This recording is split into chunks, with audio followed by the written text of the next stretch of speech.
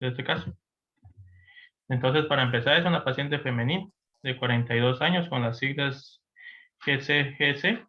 El motivo de consulta de ella fue un dolor abdominal de un año de evolución. Ella ingresó a esta unidad este año, el 25 de enero de 2021, con la historia de que empezó con un dolor abdominal de un año de evolución en la región epigástrica que no aliviaba con analgésicos y antiácidos. Entonces, 6 meses previa consulta con un médico particular donde le realiza un ultrasonido que reporta nódulos hepáticos y adenopatías. Ante eso, pues le realizan también una tomografía en lo particular donde le reporta que es una neoplasia intraabdominal. Entonces, ante eso, pues se intensifica el dolor, por lo que consulta a Alex de Quetzaltenango y secundario a todo eso, la deciden trasladar al Hospital General de Enfermedades. Entonces, entre su evaluación del paciente, pues le sacaron laboratorios. Tiene una hematología normal con 8.600 blancos, una hemoglobina en 13, 205.000 plaquetas. Sin falla renal a paciente, también sodio y potasio dentro de límites normales, con pruebas de función hepática dentro de límites normales y una bilirrubina total en 0.4. Entonces se le realizó estudios de imágenes. Entre sus estudios de imágenes, pues se hicieron una tomografía computarizada. Esta es una tomografía abdominal en sus cortes coronales, donde se mira una lesión hipodensia en el segmento 4 y 5 del hígado, secundario a una masa intraabdominal, que conforme uno va avanzando, pues se mira que es más de la región pancreática. Se vuelve a ver lo que es la hipodensidad, la vesícula. Entonces, aquí va desapareciendo esta hipodensidad. Se observa aquí ya otra conforme uno va bien y la masa pues va en crecimiento.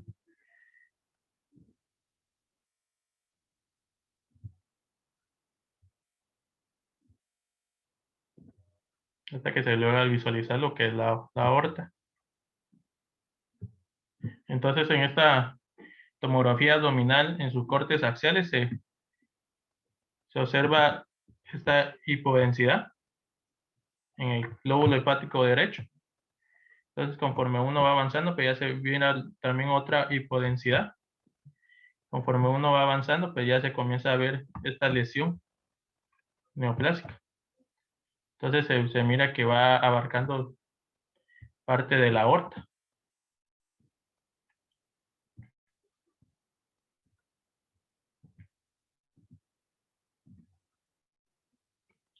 El cual se pierde la configuración, que es lo que es el páncreas.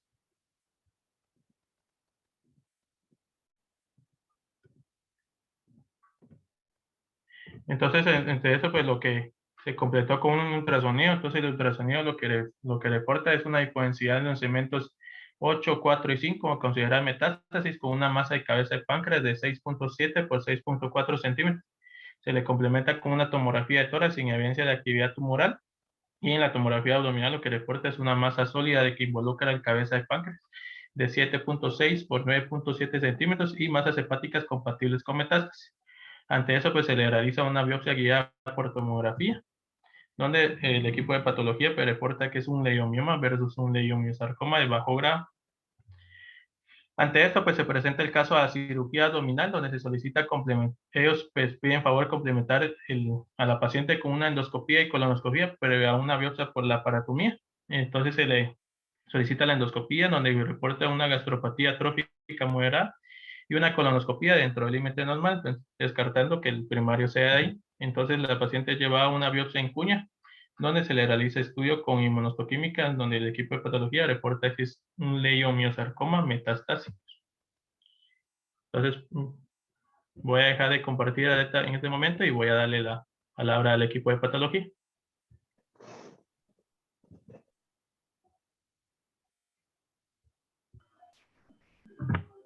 Hola, buenas tardes.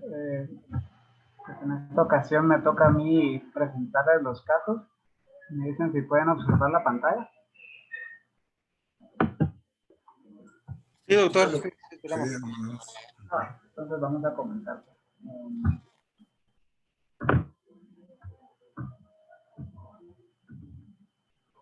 La primera patología que recibimos fue la 2021-1359. Recibimos hígado, un fragmento de tejido filiforme, blando, parduzco, en 70% y 30% de color blanco, de 1 por 0.1 por 0.1 centímetro y se incluyó totalidad a estudio. Aquí a las secciones histológicas tenías con hematoxilina y eosina les voy a poner aquí primero para irles señalando algunas cosas importantes. De este lado derecho podemos observar el tejido hepático normal, por así decirlo, y de este lado tenemos la biopsia Trucut de la lesión, ¿verdad? Podemos ver que esta lesión tiene un patrón de crecimiento sólido y se observa que los núcleos a esta distancia son hipercromáticos. Aquí ya enfocándonos en la lesión tumoral, podemos observar el patrón de crecimiento de la lesión, que es sólido y tiene unas áreas donde está formando pequeños haces. Estas células recuerdan a las células del músculo liso.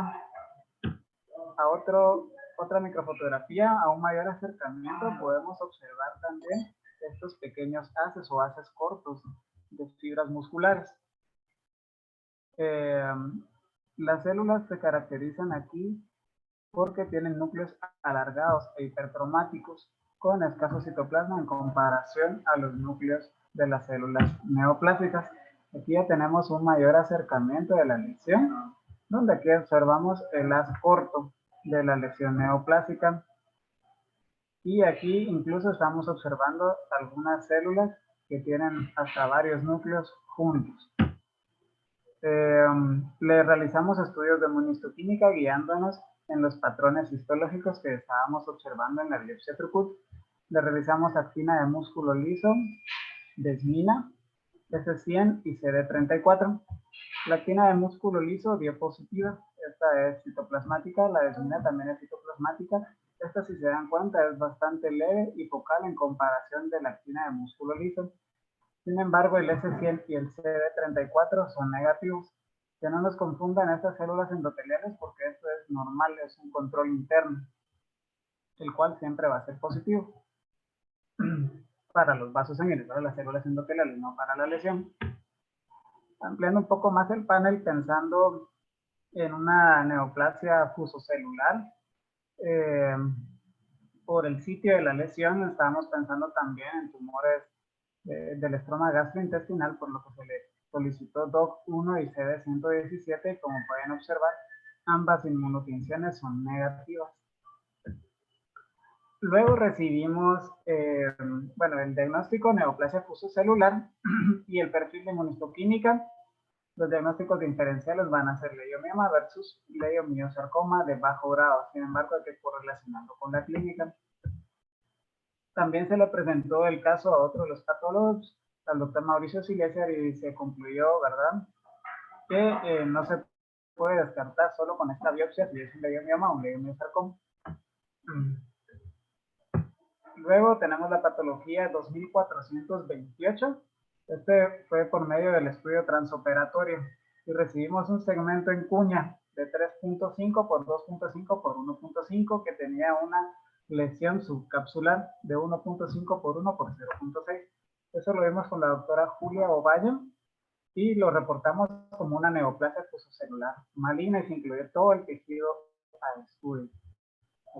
Tengo la foto microscópica de la pieza quirúrgica del transoperatorio. Todo esto es el hígado, no normal, ¿verdad? Pero es el tejido hepático. Y esta lesión blanquecina es la lesión. Pueden ver que es nodular y es lisa. Y además de eso es subcapsular. Aquí viene la cápsula del hígado. Entonces está bastante subcapsular.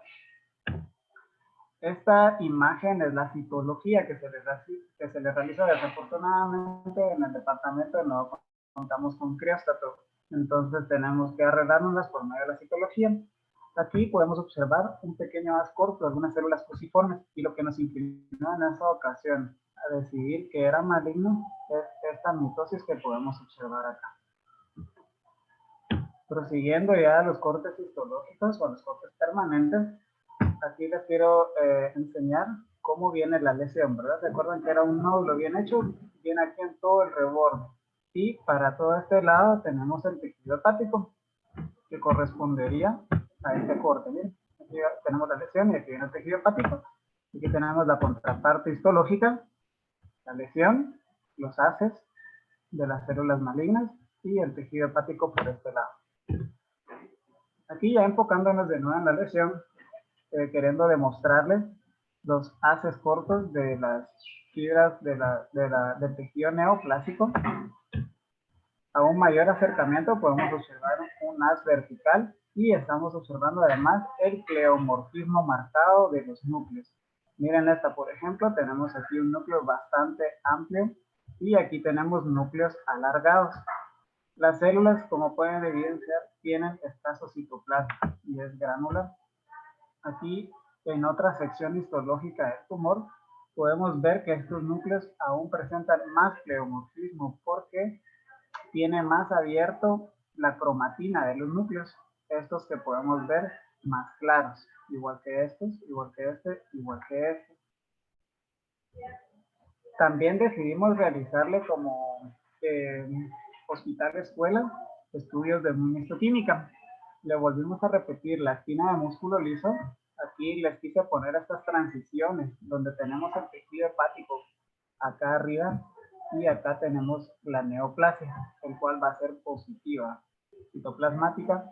De este lado tenemos la desmina. Igual quise ponerles esta transición entre el tejido neoplásico y el tejido hepático para que observemos que es totalmente positiva. Y el H. Caldesmón, que este confirma o da el soporte para un diagnóstico de leiomiosarcoma. Aquí igual les quise poner la transición entre el tejido neoplásico y el tejido hepático normal. Y además el Ki67, este está positivo entre el 40 al 60%. El diagnóstico, hígado, segmento 4, estudio transoperatorio más biopsia de incisión. El tratamiento previo a la biopsia, este es importante porque deberían de colocarnos si ya recibió tratamiento o no, porque las células se pueden poner pleomórficas o también puede haber necrosis. Entonces, esos ahorita vamos a ver más adelante que son uno de los parámetros para lograr catalogar este tipo de lesiones. El procedimiento, biopsia incisional, sitio tumoral, órgano abdominal visceral, hígado y páncreas. En la siguiente biopsia vamos a ver que nos mandaron un tejido pancreático en el cual no se observa tejido pancreático. El tipo histológico es leiomiosarcoma. También tuvimos que contarle las mitosis. Estas se cuentan en 10 campos de alto poder y se contaron un total de 46 mitosis. Es bastante alto. La necrosis estaba presente, pero focal, ¿verdad? Entonces no se puede determinar el porcentaje de extensión. Se cataloga como un grado 2. Ahorita vamos a revisar por qué como grado 2. Márgenes quirúrgicos en este caso no aplican. Invasión linfovascular no fue identificada, que hacemos referencia únicamente a los otros dos estudios del mismo paciente. Y la siguiente patología, que eran los que les estaba mencionando, la 2465, recibimos otro segmento hepático. De este caso va a ser el segmento 8 y una biopsia de masa pancreática. En el segmento 8, igual metástasis de leiomiosarcoma.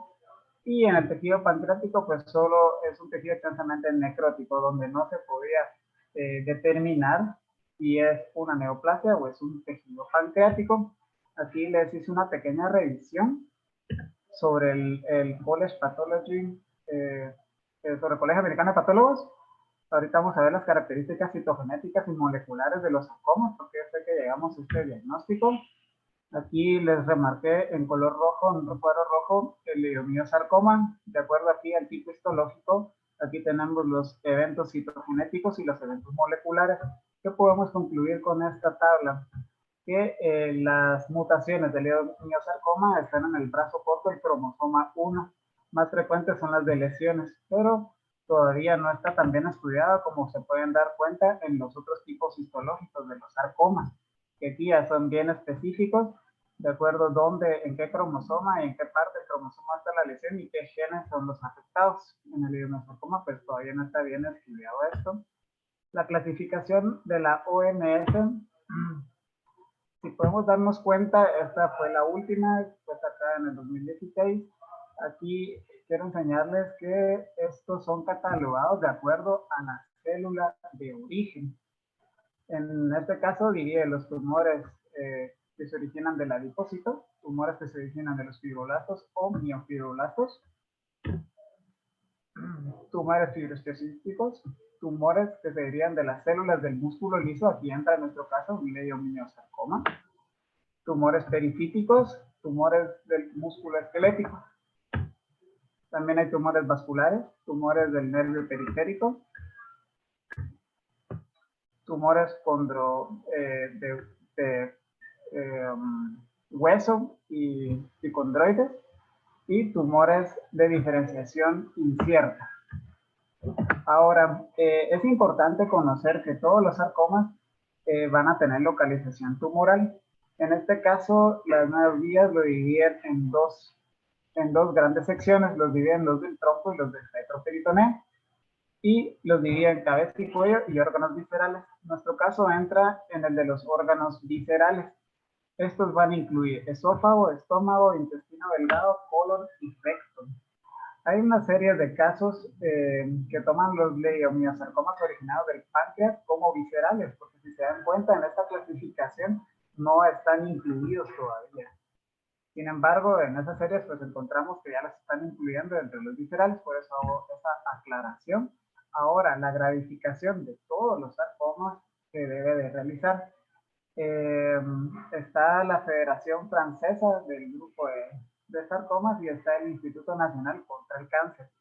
Ellos basan su gradificación en tres cosas, ¿verdad? La diferenciación, o sea, a qué nos recuerda el tumor, a qué tipo de célula, la actividad mitóxica y la necrosis del tumor. Esto se ha observado que va a tener una alta correlación con el pronóstico del paciente. Entonces, es bastante importante. Se divide en 3 grados. El nuestro, si recuerdan, entraba en el grado 2. El grado 1 es una puntuación 2 a 3 puntos, el grado 2 4 a 5 y el grado 3 6 a 8 puntos, siendo 8 puntos el máximo. Entonces, ¿cómo catalogamos la diferenciación en 1, 2 y 3? Como les pude enseñar en las imágenes microscópicas, se asemeja mucho al tejido mesenquimal normal del adulto, que en este caso era la célula del músculo liso. Entonces, por eso tiene un punto en diferenciación. Los 2 puntos serían sarcomas que histológicamente se pueden nombrar, y 3 puntos sarcomas embrionarios, sarcomas indiferenciados o sarcomas sinoviales. Aquí les puse otra tabla donde van a catalogar según el tipo histológico la diferenciación del tumor. Podemos ver que el leiomyosarcoma tiene 1, 2 y 3 puntos. Un leiomyosarcoma bien diferenciado es catalogado como 1 punto. El leiomyosarcoma convencional, aquí les puse esta flecha, que ese es el nuestro, tiene 2 puntos. Y el leiomyosarcoma pobremente diferenciado, pleomórfico, 3 puntos. La actividad mitósica. Por eso es que es bastante importante contar las mitosis. Nosotros les pusimos en el informe 46 mitosis en 10 campos de alto poder, donde debemos de revisarlas en las áreas más celulares y las más activas en mitosis. Y además de eso, debemos de alejarnos de las necrosis para poder contarlas. Y esto se hace en el objetivo 40 POP, que tiene una 0.173 milímetros cuadrados.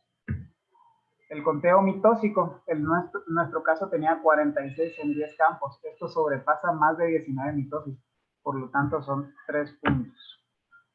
Ya llevamos 4 en eso. Y la necrosis tumoral, esta se debe de evaluar macroscópicamente, o sea, en la pieza. Si recordamos la pieza quirúrgica que les mostré del estudio transoperatorio, ahí no observábamos ningún tipo de necrosis, y esta debe de ser validada por los cortes histológicos. Entonces, aquí 0 puntos. Entonces, 1 punto, 3 puntos de la mitosis y el punto de la diferenciación son un total de 4. Por lo tanto, es un grado 2.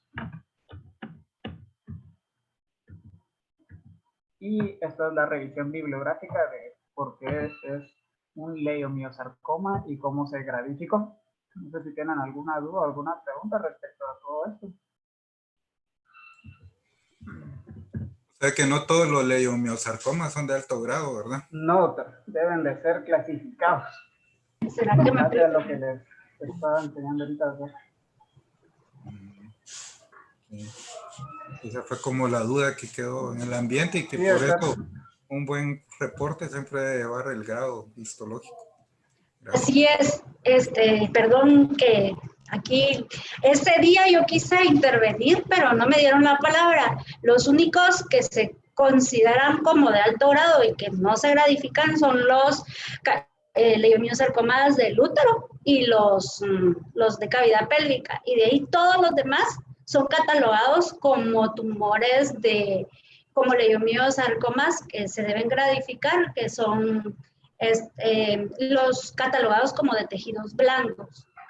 Por eso es que Ricardo hizo hoy la revisión de cómo es que uno lo va a agradar, ¿verdad? Y que debe de incluirse en el reporte. Siempre. Gracias. Gracias. Se aclaró bastante. De nada. Ahí concluyo yo. Voy a dejar de compartir la pantalla. Sí, doctor, muchas gracias. Gracias. Ahí.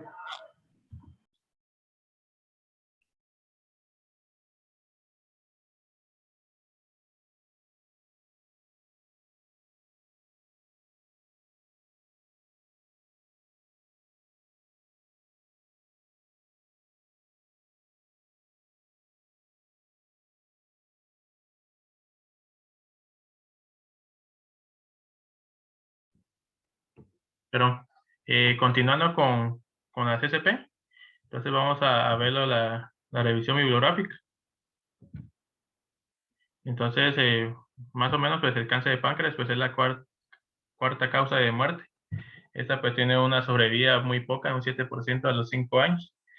La cirugía pues es la única opción curativa en estos pacientes. De estos pues solo 15 a 20% en el diagnóstico son candidatos a la cirugía.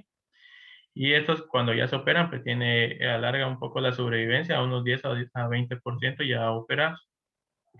Entonces lo que se realiza en la sospecha pues, es detectarlo en las fases tempranas.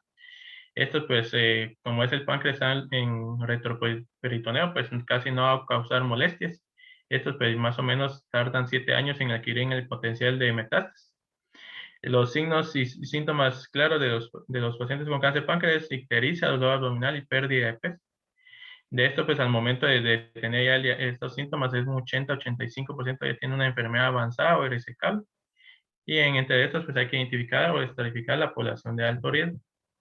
Entonces, en caso de nosotros, pues tenemos un promedio de un 1% de desarrollo de cáncer de páncreas. Y entre el desarrollo, pues 90% son esporádicos y el 10% pues son hereditarios. Estos hereditarios pues son con cambios o mutaciones genéticas dentro de una familia o de una generación a la siguiente. Y los pacientes de alto riesgo pues son la edad. La edad más o menos el 90% del diagnóstico se hace a los 55 años y un 70% a los 65. Es más frecuente en hombres que en mujeres. Tiene un 25% más frecuente en la raza negra. Está asociado como todos los cánceres al tabaquismo. Está asociado también a obesidad, a la dieta alta en grasa. Esto pues va a formar lo que es la insulinemia y tiene relación con los factores de crecimiento insulínico. Asociado a la insulinemia, pues el paciente va a desarrollar diabetes, que dice que la diabetes pues es como los pacientes ya más longevos, como uno de los primeros síntomas también en cáncer de páncreas. El alcoholismo también, y lo que va a formar el alcoholismo es una pancreatitis recurrente y secundaria a la ingesta, pues va a desarrollar pancreatitis crónica. Y también entre los factores hereditarios está el PES-Jäger, la pancreatitis hereditaria y la historia familiar de un paciente que ha padecido con cáncer de páncreas. Entonces, entre estos pacientes, pues lo que se sugiere es realizarle lo que es un ultrasonido endoscópico. Esto pues nos va a evaluar lo que son los quistes pancreáticos. Estos pues tienen una buena sensibilidad ya que detecta lesiones abajo de 2 centímetros. Pues tenemos la opción de que se pueda realizar una biopsia. Lo malo es que a veces es operador dependiente y pues yo lo que tengo entendido que aquí en Guatemala pues no tienen mucho tiempo de estarlo haciendo. Se solicita a los pacientes que tienen entre los 50 años o 10 años si hay antecedentes de un cáncer de páncreas. Y lo que nos va a identificar lo que es el ultrasonido es el tamaño del quiste, que esto pues lo puede llegar a detectar cuando son mayores de 30 minutos, pero hay que pensar que las lesiones son neoplásicas.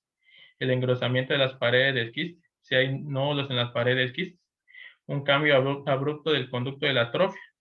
la glándula, y quistes con adenopatía asociada o cuando el diagnóstico es dudoso. Entonces, como podemos observar en esta imagen, pues aquí lo que selecciona es un pseudoquiste, y este es el tejido normal. También esto pues, es un paciente con pancreatitis crónica, que es como uno de los diagnósticos diferenciales para cáncer de páncreas, donde se miran múltiples calcificaciones. Y esto pues ya podemos observar lo que es la neoplasia. Entonces la neoplasia es más candidato a que se pueda biopsiar. Entonces, conforme el ultrasonido, pues se puede completar el diagnóstico con una tomografía trifásica o tomografía helicoidal. Esto pues tiene una sensibilidad de un 73% de evaluar lo que es la extensión del tumor, un 74% de la identificación de los ganglios regionales, 83% de invasión vascular y 88% de metástasis a distancia. Entonces, en esta tomografía, pues se piden 3 fases. Esta es la primera fase donde se mira la lesión neoplásica. Se le pone un medio de contraste en donde a los 10 segundos de haber pintado la aorta, pues lo que se mira es la diferencia entre los cambios de densidades con el páncreas. Entonces el páncreas está más hiperdenso y las lesiones neoplásicas, por ser más hipovasculares, pues se pinta de menor tamaño. Y también en la fase tardía o la fase portal, lo que se visualiza es las lesiones metastásicas. Entonces, se toma una fotografía a los 35% de haber administrado el medio de contraste, y pues se va pintando lo que son las lesiones metastásicas. Entonces, tanto la tomografía trifásica como la endoscopia son complementarias. Pero, ¿vas a hablar de leiomyosarcoma primario pancreático? ¿O estás hablando de cáncer de páncreas? No, esos son los estudios, doctor, que hay que pedir en la correlación clínico-patológica de cáncer es un leiomyosarcoma primario de páncreas. O sea, no es de cáncer de páncreas en general. Solo quería poner en los estudios de imagen. El diagnóstico no va en la correlación clínico-patológico, o sea, el abordaje de imágenes. Solo es al punto, Pedro, al punto. Va, entonces más adelante.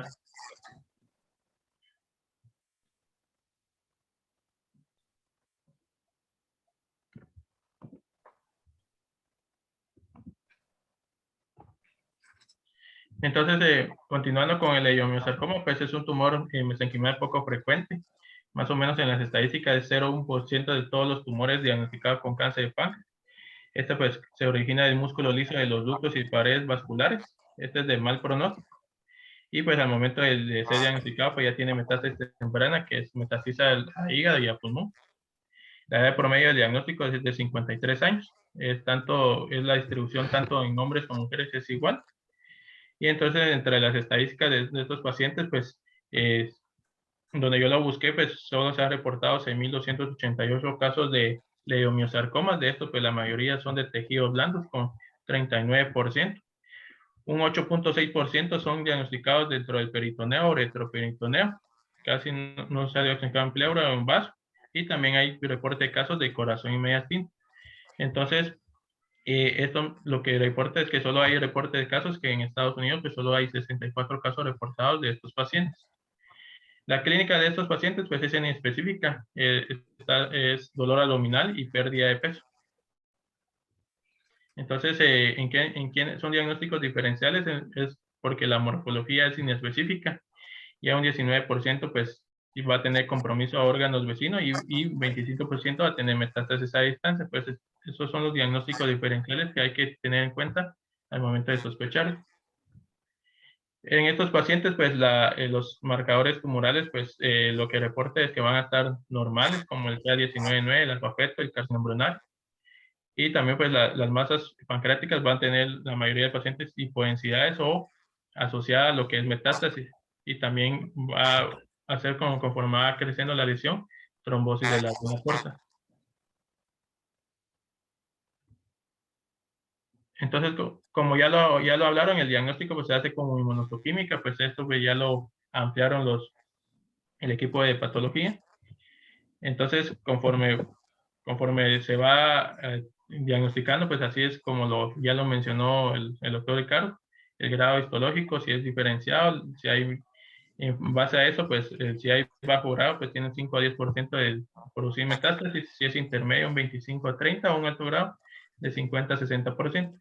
y también lo que es el tamaño tumoral nos va a decir el pronóstico. Entonces, el tratamiento, pues, este es un metaanálisis donde refiere que el tratamiento de los leiomyosarcomas localizados, pues, es tratamiento quirúrgico. Este es un metaanálisis donde se evaluó a 1.568 pacientes en adyuvancia con doxorubicina y se vio que es una mediana de 9.4 años, con una supervivencia global de 4% a los 10 años. Entonces, conforme uno va avanzando, pues, el paciente que hayan sido operados, pues, se da adyuvancia con quimioterapia. Entonces, este estudio se realizó en el 2001, donde se incluyó entre 18 y 65 años de edad con cáncer diagnosticados como fusiforme de grado 3 o 4 y también tumores mayores de 5 centímetros. Entonces, había dos brazos donde se incluyó a 53 pacientes, donde se le administró 5 ciclos de epidoxorubicina a 60 miligramos metro cuadrado en el día 1 y 2, más ifosfamida con 1.8 gramos metro cuadrado el día 1 a 5 con mesa. Entonces se comparó con el grupo control que no había recibido quimioterapia. Entonces se observó que la supervivencia global en los pacientes que habían recibido tratamiento fue de 48 meses versus 16 meses que no habían recibido. Entonces, también se ha visto que los pacientes que no hayan alcanzado, o sea, que uno piensa operarlos, pero el tamaño de la lesión es muy grande, está este estudio que es quimioterapia neoadyuvante asociada a radioterapia. Entonces, es un estudio en fase 2 publicado en el 2003, donde se incluyeron a pacientes mayores de 18 años con un tumor mayor de 8 centímetros que eran de alto grado. Entonces, en el primer brazo fueron 49 pacientes con doxorubicina, calculaba 20 miligramos metro cuadrado del día 1 al 3, más ifosfamida, que se le aplicó 2.000 miligramos metro cuadrado día 1 a 3, con dacarbazina, 250 miligramos metro cuadrado el día 1 a 4 y mesna. Y esos ciclos se aplicaron cada 3 semanas y se dio un total de 6 ciclos y también se le dio 44 grays de radioterapia versus los pacientes que no habían recibido.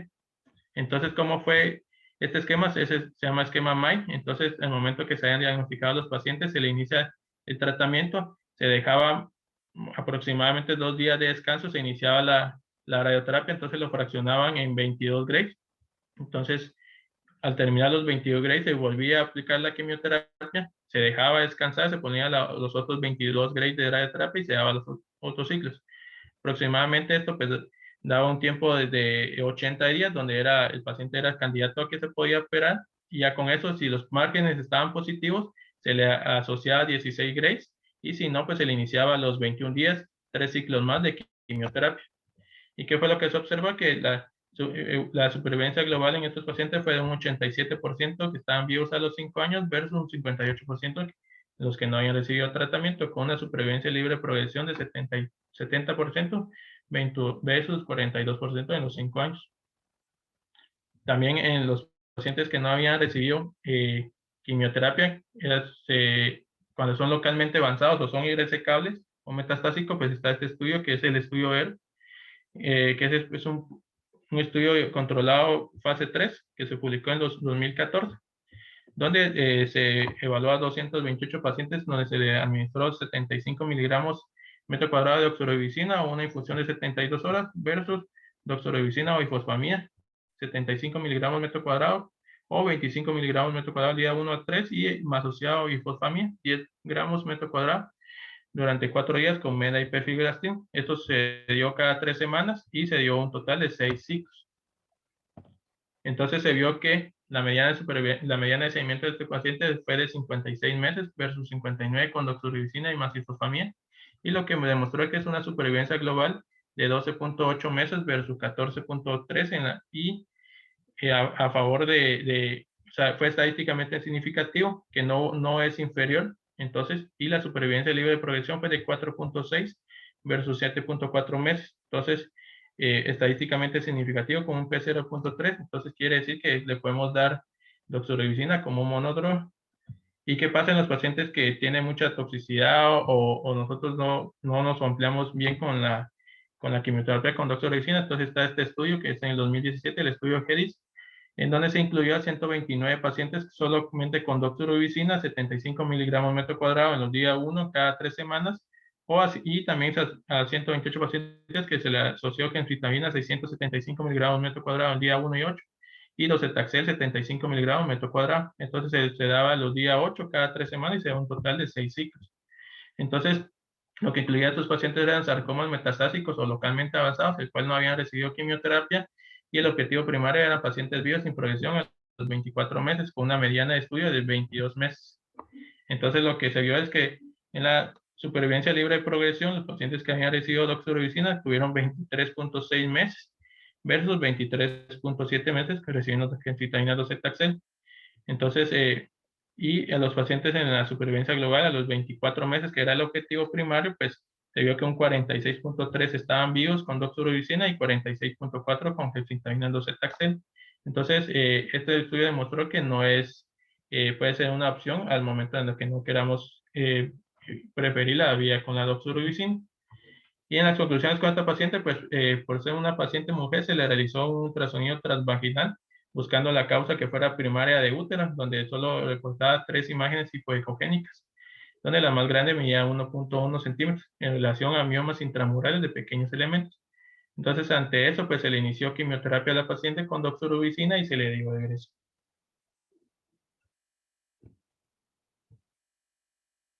No sé si tienen alguna duda. ¿Y cuál sería tu propuesta con esa señora, Pedro? ¿Cómo la vas a seguir? Pues se le tendría que, como es una etapa clínica 4 metastásica, doctor, se le tendría que completar los ciclos de doxorubicina. ¿Y hasta cuántos ciclos le pensás dejar? ¿Hasta 10, 15? Por ejemplo, que no te progresa y ya está, vamos a ver, llevas unos 8 ciclos de doxorubicina y todavía no te está progresando. ¿Qué harías, Pedro?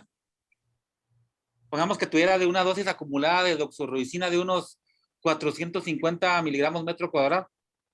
Le continúas la doxorubicina, se la parás, la cambias. La paciente está estable, significa que no ha tenido ni progresión y obviamente está, bueno, literalmente está estable. ¿Qué harías? Si tiene una dosis acumulada de doxorubicina de 450 miligramos metro cuadrado. Pues ¿Le ahí, continúas la dosis o se la suspendes o qué haces? pues yo creería que ahí solo se quedaría en vigilancia, doctor, hasta ver la recurrencia, pero la verdad es que no sé. Bueno, esa es una pregunta como para R2. A ver, Mario Castro, decime cuánto es la dosis acumulada de doxorubicina. O sea, generalmente, o sea, 4, o sea, la verdad no. 460. ¿Manda que manda? 460 miligramos. ¿Y qué harías vos con esa paciente entonces, Luis? Pues como ya llegamos a la dosis tope de doxorubicina, la otra opción es docetaxel más gencitabina. Exacto, porque fíjate que la toxicidad por doxorubicina es irreversible y la paciente es una paciente paliativa, ¿no? Sí. La señora se va a morir de falla cardíaca y si está estable, lo más probable es que no se muera del cáncer, sino que se muera de falla cardíaca. Y no la vas a poder revertir porque es, como te lo había repetido, es irreversible la toxicidad. Entonces, sí sería bueno, o sea, hay que monitorizar eso más que ustedes que están en la consulta externa, de que si llegan a la dosis acumulada de doxorubicina, habría que cambiar la línea, aunque esté con respuesta.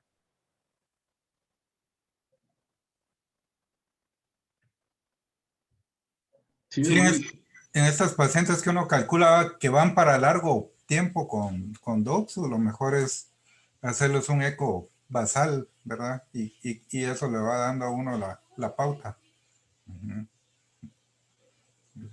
Y la otra, tal vez, doctora Marilena Chalí, en esta paciente estaría indicado darle el dexrazoxane. Sí, no sé, o por qué.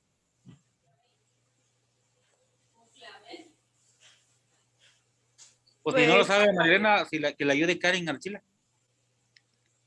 Sí estaría indicado, porque ahorita que ya, bueno, al necesario el esquema de quimioterapia sí estaría indicado, como pues por su cardioprotección, pero ya con una dosis acumulada ya no vale la pena, ya llegamos a dosis topes, pues ya no vale la pena dárselo, ¿verdad? Porque ya llegamos al punto de que ya no puede volverse a...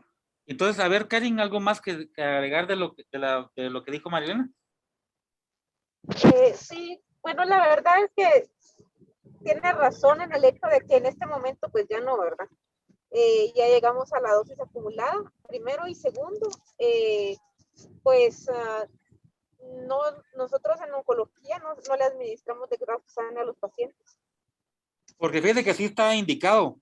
La pregunta sí está indicado porque el dexrazoxana todavía le permite dar una dosis acumulada hasta de 600 miligramos. Entonces, ese es el punto. Si usted todavía puede tener a la paciente con más dosis, que se quiere pasar de 450 miligramos y que no tiene falla cardíaca, con el dexrazoxana todavía podría llegar a una dosis mayor. Pero, y lo ideal, y quería hacer lo más sano para la paciente, sería cambiarla, pero sí está indicado. Y la indicación es comenzarlo desde que comienza. De que se inicia el tratamiento.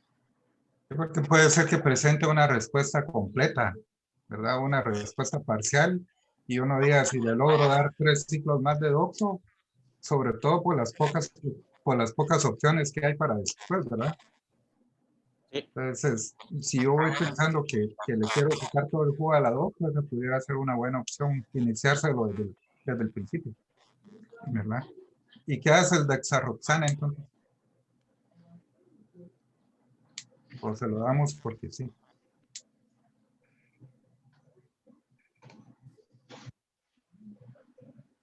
¿Cómo fue la pregunta? ¿Cómo actúa el dexarroxana evitando la cardiotoxicidad? La forma de actuar es que se une a la doxorubicina, es hacer radicales libres. Entonces, el dexrazoxana lo que hace es evitar estos radicales libres. Esa es la forma.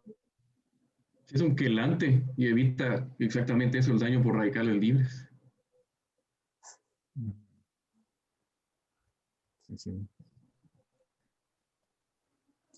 Así es, han sido la semana de tumores raros, ¿verdad? Que presentaron el martes el sarcoma de mediastino, un tumor muy raro, y ese de páncreas. Este de páncreas todavía es más extraordinario porque es así rarísimo. Nunca se nos hubiera ocurrido que fuera primario de páncreas. Sí, Así que bastante interesante. No sé si tiene usted algún comentario, ¿qué sería? ¿Algún consejo para Pedro, doctor? Yo sí, pero tal vez para que no oigan los doctores de Pato, lo dejaríamos después. Gracias, doctores de Pato, muy amables, sobre todo, lástima que no está la doctora que opinó lo contrario el martes, pero se agradece ahí la información, ya no se nos va a olvidar. Sí, Nada, doctor. Muchas gracias, doctora. Vaya, solo quería preguntarles si está bien claro que sea de cabeza de páncreas o será que viene de algún vaso, porque yo vi que como que una ramita de la aorta también estaba como oscurecida ahí. Entonces, yo sé que es una enfermedad metastásica y así lo están abordando, pero si nosotros lo queremos publicar por ser un caso interesante, ¿no sería mejor hacerle estudios como más detalladitos? Pues habría que revisarle la tomografía trifásica y que el radiólogo nos diga si le parece que fuera de páncreas o que pareciera del vaso, doctora. Pero hay que sentarse a la par del radiólogo y que ver corte por corte. Sí, porque como son tan raros, entonces surgió la duda aquí en el grupo, ¿verdad? Si era primario de páncreas o de algún vaso por ahí. Sí, porque estamos suponiendo, porque dice que todo tumor de páncreas es maligno, hasta no vamos a mostrar lo contrario, o sea que es muy raro las metástasis a páncreas, sino que la mayoría se originan en el páncreas. Entonces, por esa asociación, pensamos que fuera de páncreas, pero la mejor otra forma es ver con el radiólogo, hacer la correlación radiológica y clínica, ¿no? Va. Gracias, esa era la duda nada más porque este caso está bonito como para publicar, ¿verdad? No, está muy bien y muchas gracias, doctora. Ahí sí que la intervención de ustedes, de patólogos, es para nosotros lo mejor en estas clínico-patológicas. Por esas dudas, más que lo que acaba de decir usted ahorita, fue ese comentario. Bueno, muchísimas gracias. Gracias, doctora. Feliz tarde. Hasta luego. Adiós.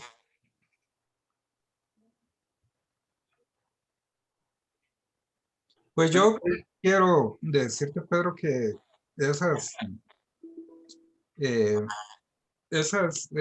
objetivo de estas discusiones es como abordar un tema muy puntual y sacarle todo el jugo que se pueda, ¿verdad? Del hecho de que cuando se nos vuelva a presentar un un sarcoma de páncreas, ya uno lo tenga bien fijo el conocimiento. No se trata de dar una clase de todos los tumores de páncreas, ¿verdad? Debe ser, y ahí se prueba tu calidad de síntesis, ¿verdad? Tratar de enfocarse. Creo que ya esas clases de medicina, ya debemos de cambiar esa forma de dar clases como se da en medicina interna, debemos de subir ya un cacho más el nivel de enfocarte. Uno debe plantearse los objetivos, qué es lo que quiere uno como orador que quede grabado en tu auditorio y entonces se le saque provecho al tiempo de todos, ¿verdad? Yo te veo como muy inseguro todavía.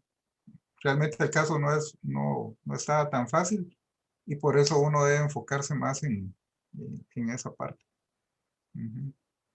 Eso le diría, doctor Rex. No, yo prácticamente lo que acaba de decir, doctor, ahí sí que no tengo ningún otro comentario adicional. Esto era solo es al punto dirigido. Yo creo que el doctor lo dijo todo. No tengo ningún otro comentario. Ahora, aprovechando la oportunidad, los de capacitación y desarrollo están de fregar, Luis y doctora Chalí, que no han hecho un curso. Hoy en la tarde lo voy a hacer. Sí, yo también, doctor. Realmente parece como una dejadez que no se haga.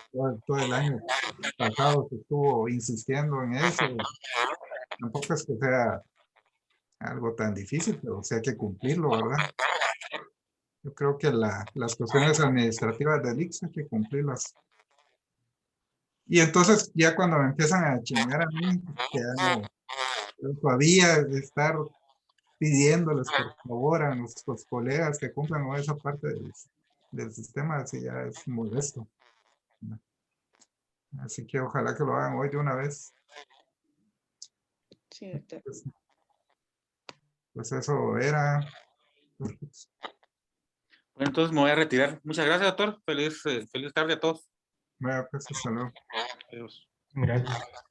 Feliz tarde. Yo creo que la clase a continuación la vamos a dejar para la otra semana. Tengo una actividad ahorita.